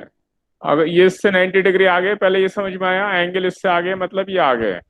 Yes sir. तो ये 90 डिग्री आगे का मतलब इसका ग्राफ कैसा बनेगा ये समझ लें हम। इससे 90 डिग्री ये आगे तो चले मेरे गए, लिए काम नहीं कर रही। ये पीक। हेलो? कुछ नहीं सर, कुछ नहीं सर। हाँ, अब 0 से यहाँ पे आ गए, ये 90, ये पीक है, 90 डिग्री आ गया है, आ गए। इस फंक्शन की जो पीक है, तो दूसरे वाले फंक्शन की पीक टाइम 0 पर ही आ जाएगी, उसे यहाँ ले आएंगे, यानी आगे जाके इसे कट कर दो और इस ग्राफ को लेफ्ट में शिफ्ट कर दो, तो ये वाला दूसरा जो 90 डिग्री आगे वाला ग्राफ है वो बन जाएगा। यही तो समझना है। Okay sir. इसको हमें अच्छी तरह समझना है, क्योंकि पूरे चैप्टर में यही चलता रहेगा। इसमें ये फेज डिफरेंस और ग्राफ इस तरह बनेंगे, और फेज डिफरेंस का मतलब ये हो गया, अब हमने एक बार ग्राफ बना लिया, मतलब हर करंट के लिए करस्पॉन्डिंग वैल्यू अब हम डायरेक्ट रीड कर सकते हैं इससे। अगर हमें यहाँ कहीं किसी टाइम टी पर करंट की वैल्यू देखनी है, तो उस टी टाइम पे करंट की वैल्यू और वोल्टेज की वैल्यू हम सीधे अब ग्राफ से रीड कर सकते हैं। ये वैल्यू हो गई, जब ये मैक्सिमम है तो ये 0 हो गया, जब ये 0 है तो ये ऑपोजिट डायरेक्शन में मैक्सिमम है।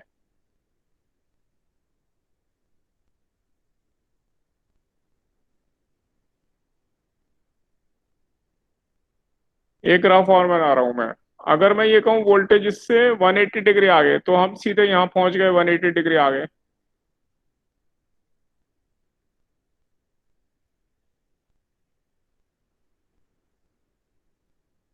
तो अगर ये हमारा 180 डिग्री है और ये बीच में ये वाला 90 है, तो हम यहाँ से 180 आगे चले जाएंगे, हमारा ग्राफ 0 पे यहाँ से शो होगा, तो ये वाली शेप आ जाएगी हमारी।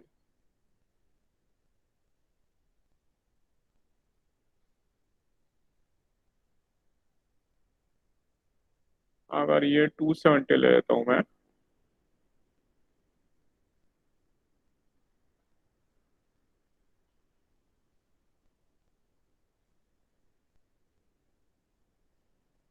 तो ये जो वोल्टेज है, voltage is 180 degree ahead of the current. पहले ये समझेंगे ये हमारा फेज डिफरेंस का मतलब क्या है, क्योंकि हम ये पूरे चैप्टर में इसी में ये यूज होता रहेगा। ये समझ में आया आप लोगों को? किसी को डाउट है तो मुझे अभी बोलो।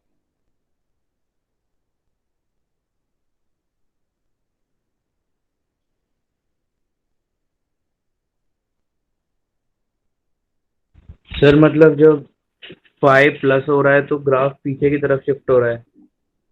नहीं, 5, ये एंगल प्लस हो रहा है ना, तो आगे की तरफ शिफ्ट हो रहा है, आगे की तरफ। इससे में आगे चले ना, सर पीछे की तरफ नहीं होना चाहिए। नहीं पीछे नहीं होती, ये प्लस है ना, जब ये माइनस होगा तब बैक में जाएंगे। सर मैं उसकी कह रहा हूँ, कर्व की, ग्राफ की नहीं, कर्व की। हाँ, ये ग्राफ और कर्व एक ही बात है ना। सर ये तो पीछे जा रहा है, जो जो चीज पहले 90 पे थी वो अब 0 पे आ गई। पीछे नहीं आ रहा, ये वोल्टेज की शेप देखो, वोल्टेज की, ये 0 पर, ये तो टाइम 0 पर करंट 0 है, इससे 90 डिग्री आगे, मतलब 90 डिग्री आगे होने के बाद इसकी पीक आती है ना, तो वोल्टेज की पीक तो अभी टाइम 0 पर ही आ गई है। सर वो तो समझ आ गया मेरे को, हाँ, लेकिन मैं कह रहा हूँ जो कर्व है वो पीछे जा रहा है ना। थोड़ा जोर से बोलो, तुम्हारा वॉल्यूम नहीं आ रहा। जो सर कर्व है वो पीछे जा रहा है ना।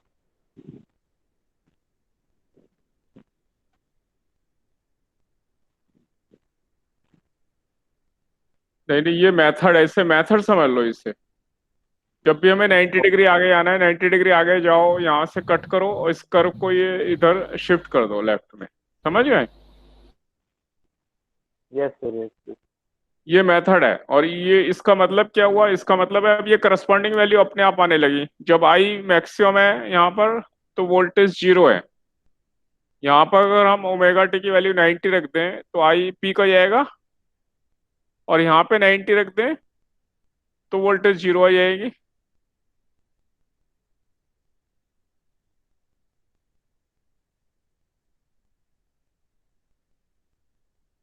Yes sir. तो 90 डिग्री आगे होने का मतलब हम ऐसा ग्राफ बनाएंगे, और ये फेज डिफरेंस से हमें पूरे पूरे सारी वैल्यू मिल गई, क्योंकि एक बार ग्राफ प्लॉट हो गया इसका मतलब किसी भी टाइम पे करंट और वोल्टेज हमें करस्पॉन्डिंग वैल्यूज मिल गई।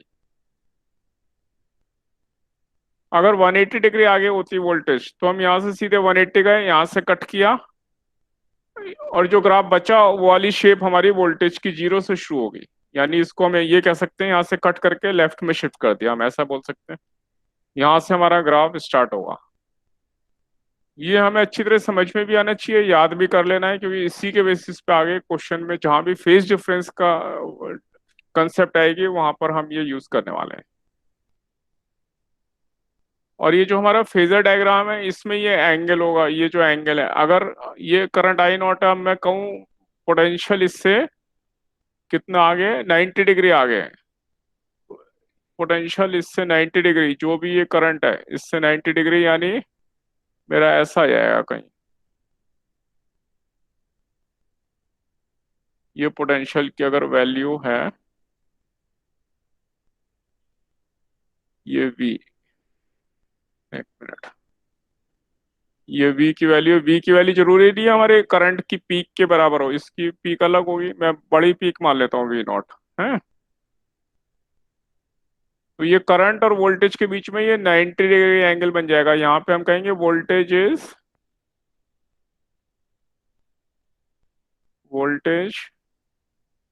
या पोटेंशियल डिफरेंस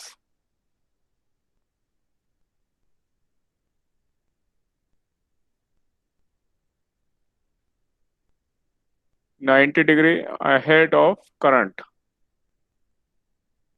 सर आपकी वॉइस ब्रेक हो रही है सर। फिर से बोल रहा हूँ, पोटेंशियल डिफरेंस अब आ रही है ठीक? हेलो स्टूडेंट्स, मेरी आवाज आ रही है आप लोगों को? Yes sir. Potential difference is 90 degree ahead of the current. तो जो भी करंट किसी इंस्टेंटेनियस टी टाइम पर होगा उससे 90 डिग्री एंटी क्लॉकवाइज वाला आगे चले आएंगे। ये एंटी क्लॉकवाइज पॉजिटिव डायरेक्शन ली हमने फेजर में, तो 90 डिग्री आगे चले आएंगे। अगर पीछे का जाएगा तो हम इधर क्लॉकवाइज आएंगे। ये हम फेजर में भी लेंगे।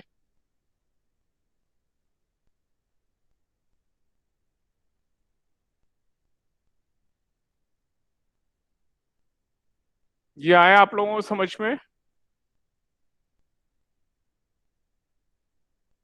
या ये परेशान कर रहा है हमें?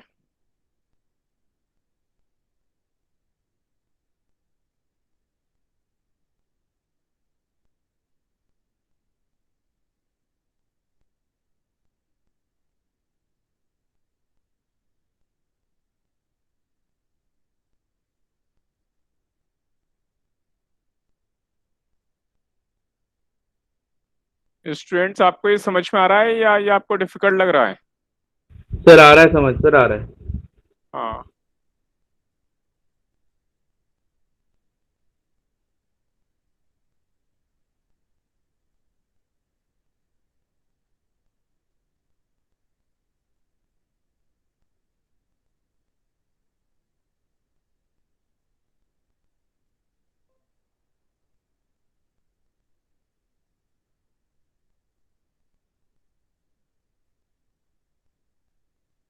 तो ये हम इसमें दो चीजें यूज करने वाले हैं। एक तो हम फेजर डायग्राम यूज करेंगे, ये वाला।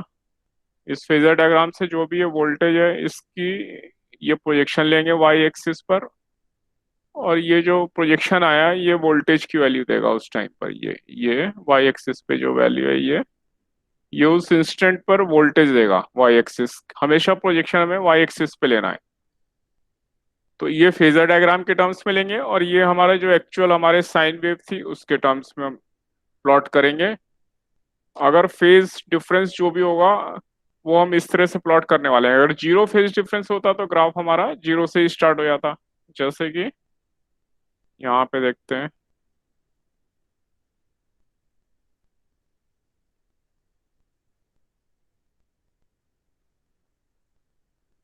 अगर मैं कहूँ वोल्टेज सेम फेज में, तो वोल्टेज भी जीरो पे जीरो ही रहेगी, ऐसे स्टार्ट हो जाएगी।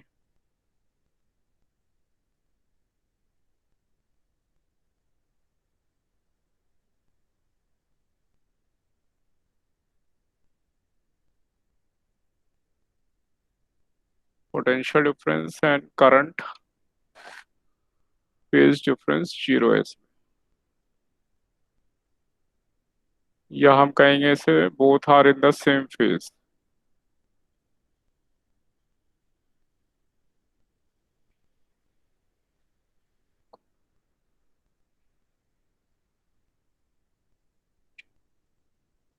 Both are in the same phase. तो हमारा अगर जिस टाइम पे करंट जीरो है उसी टाइम पे वोल्टेज भी जीरो होगा, फिर हमारी शेप सेम आ जाएगी।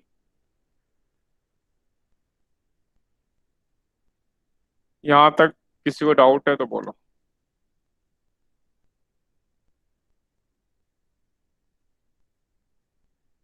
No doubt sir.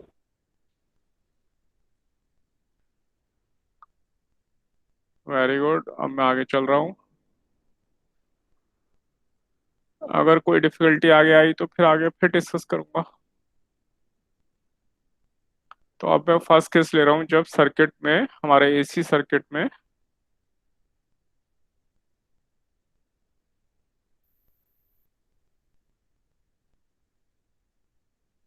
खाली रेजिस्टेंस है।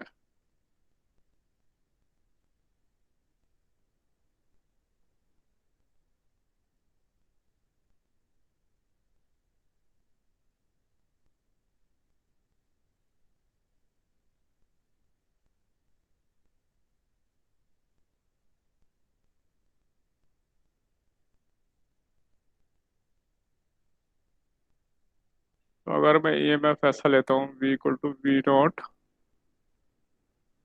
साइन ओमेगा टी,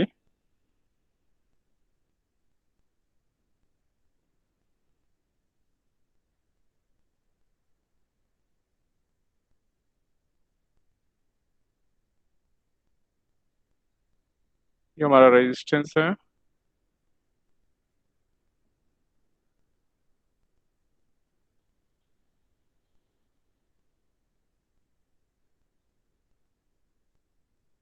ये हमारा एसी का साइन है, एसी सोर्स का।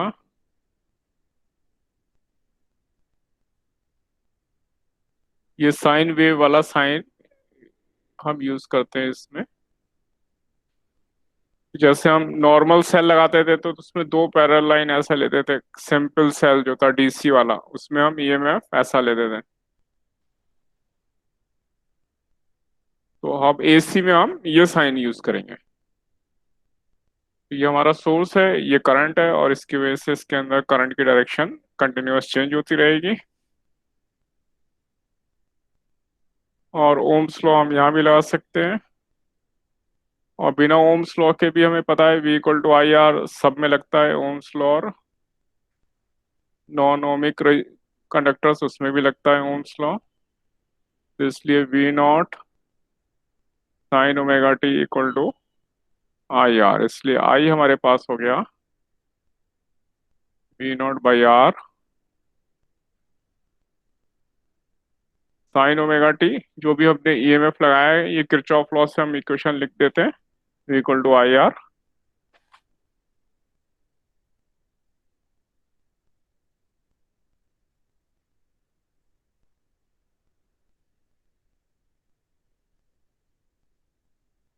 और V nought upon I R, इसे हम I nought peak value of current कहते हैं।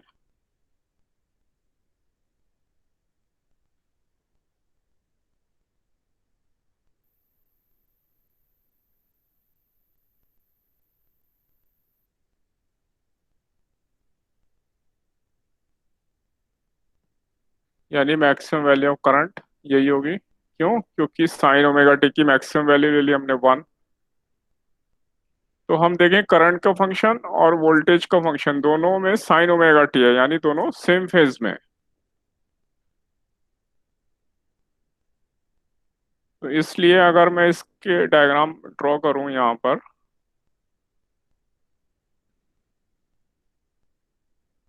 ओवरलैपिंग। नहीं ओवरलैपिंग नहीं, इसलिए कि वैल्यू तो अलग अलग होगी ना। एम्पलीट्यूड अलग होगा सर। हाँ, शेप सेम होगी। Okay sir.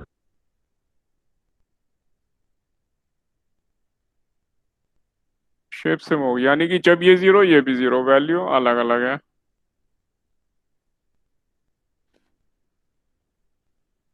तो अगर मैं इसको मान लो मैं आई ले लेता हूँ, ये मेरा वोल्टेज है, तो ये ऐसे चलेंगे। और यहाँ पर इसके करस्पॉन्डिंग ये मेरी पीक वैल्यू ऑफ वोल्टेज है, और इस वाले के करस्पॉन्डिंग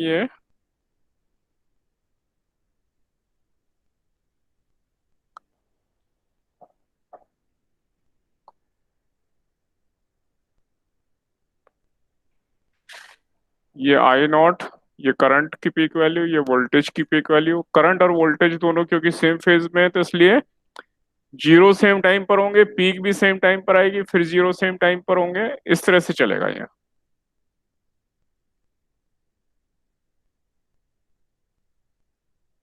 ये पाई बाई 2, ये है पाई। दोनों की जो ऑपोजिट डायरेक्शन में पीक वैल्यू आएगी, ऑपोजिट डायरेक्शन में वो भी सेम टाइम पर आएगी। और ये है 3 पाई बाई 2, और ये है 2 पाई। तुम्हारा वोल्टेज और एंगल का ग्राफ या टाइम ओमेगा टी और वोल्टेज और करंट के ग्राफ हमारे ऐसे बनेंगे, क्योंकि दोनों सेम फेज में हैं।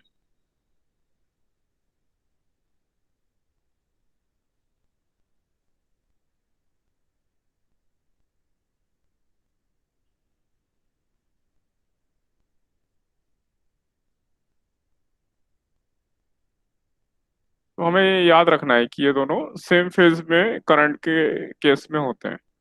और अगर मैं इसका फेजर डायग्राम बनाऊं,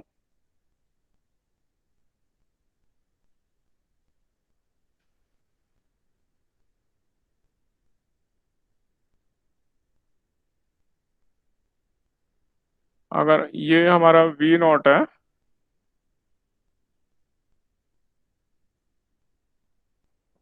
ये उसके बराबर ही ले लेता हूँ वी नॉट, तो थोड़ा कम कर देता हूँ मैं।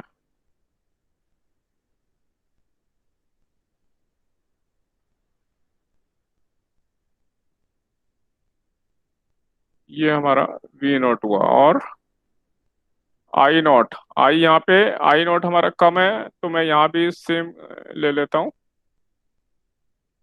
ये हमारा आई नॉट है, और दोनों ओमेगा टी, ये ओमेगा टी ले रहा हूँ किसी टाइम पे, दोनों के लिए ओमेगा टी सेम होगा क्योंकि दोनों सेम फेज में हैं।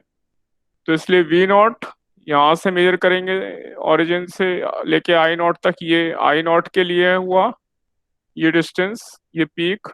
और ये मी ओरिजिन से लेके इस एंड तक पोटेंशियल हुआ। और इनकी जो वैल्यू होगी वो वाई एक्सिस पे प्रोजेक्शन होगा।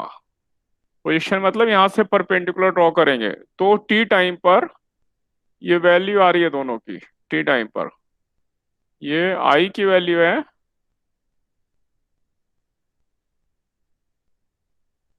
और इधर ये जो वैल्यू आई हमारे पास, ये वी वैल्यू आई हमारी, ये पोटेंशियल की वैल्यू है। तो ये हमारा फेजर डायग्राम है।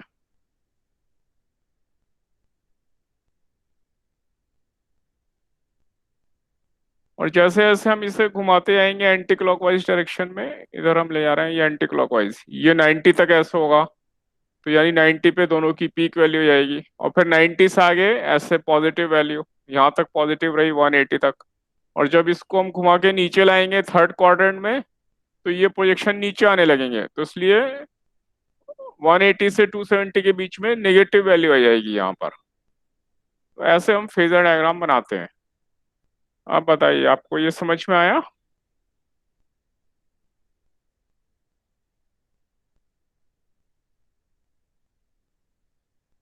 सर अगर वो सेम फेज में तभी दोनों का एक साथ फेजर डायग्राम बन सकता है, अगर अलग अलग होते तो? कौन से? अगर ये वोल्टेज और करंट अलग अलग होते, ये कह रहे हैं हम? तो इनका फेजर डायग्राम कैसे बनता है? तो ये अगर वोल्टेज है, अगर करंट मान लें कि इससे वोल्टेज से 90 डिग्री आगे होती तो यहाँ से 90 डिग्री आगे ले जाते जैसे ऊपर बनाया था। तो वोल्टेज तो सीधा आता। एक मिनट, अभी बता के जा रहा हूँ।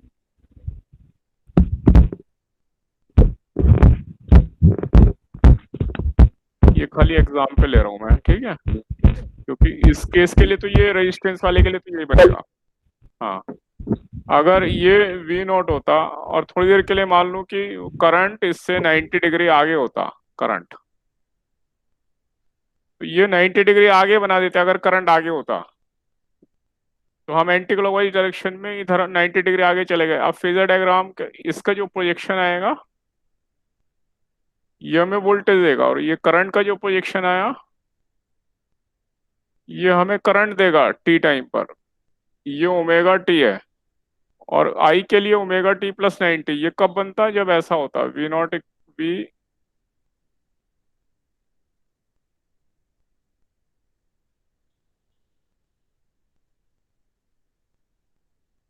Equal to V not sine omega t, और I equal to I nought sine omega t plus π/2। और ये ऐसा होता है जब कैपेसिटर होता है, खाली कैपेसिटर होता है। अभी हम आगे पढ़ने वाले हैं, खाली कैपेसिटर हो सर्किट में, तो हमारे करंट और वोल्टेज में इस तरह का ग्राफ फेजर डायग्राम बनता है। Okay sir. तो अब समझ में आ रहा है हमें? ऐसे हम डिफरेंट टाइप के फेजर डायग्राम बनाएंगे। अगर करंट आगे, करंट अगर पीछे होता तो करंट इधर नीचे बन जाएगा, इधर 90 डिग्री अगर पीछे तो करंट इधर बन जाएगा। वो हमारा इंडक्टेंस वाले डायग्राम में बनेगा जिसमें खाली इंडक्टर होगा। तो अब बताओ, आप लोगों को समझ में आया ये फेजर डायग्राम? और ये तो सिंपल ग्राफ है, और ये हमारे फेजर डायग्राम की इंपॉर्टेंस है, और फेजर डायग्राम से हम ऐसे वैल्यू रीड करते हैं वाई एक्सिस पर। अब आया समझ में? Yes sir. हाँ, तो आज मैं यही वाइंड अप कर रहा हूँ। किसी को डाउट हो तो यहाँ तक पूछो। No doubt sir. ओके, तो आज मैं यहीं तक रख रहा हूँ आपको। बाकी अगली क्लास में हम लोग और डिस्कस करेंगे। तब तक ऑल द बेस्ट, एंजॉय।